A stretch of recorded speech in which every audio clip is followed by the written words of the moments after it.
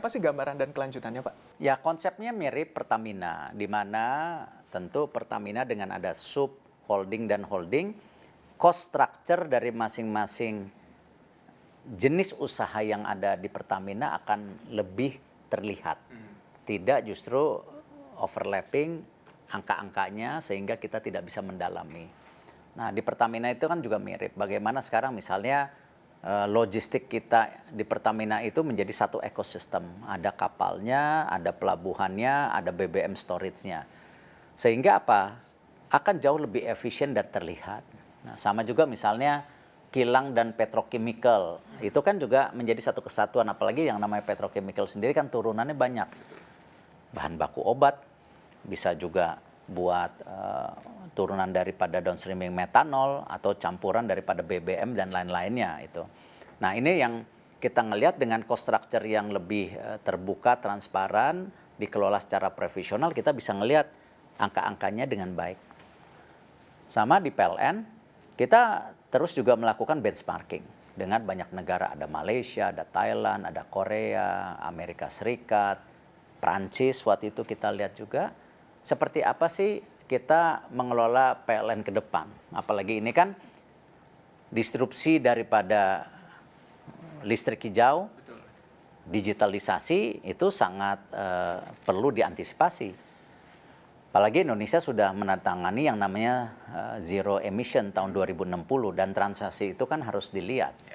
Nah, disitulah kita lihat kenapa perlunya benchmarking. Tetapi tentu catatan penting, jangan sampai apa transformasi yang di PLN ini seakan-akan kita meliberalisasi daripada kelistrikan nasional. Tidak. Kita tetap bagaimana listrik ini merupakan jantung daripada pertumbuhan ekonomi, ya, industrialisasi, kehidupan masyarakat baik di kota dan di desa.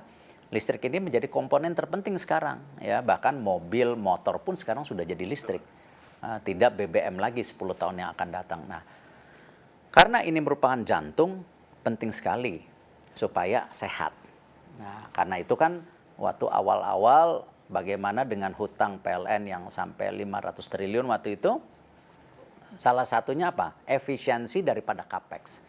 Karena itu capex PLN kita tekan efisiensi sampai 26 triliun. Dan hutang-hutang PLN yang besar waktu itu kita coba percepat pembayaran ataupun di-refinance dengan bunga yang lebih murah. Dan alhamdulillah kan hutangnya turun sampai sekarang dari 500 ke 456-an. Nah, tentu dengan bunga yang lebih baik.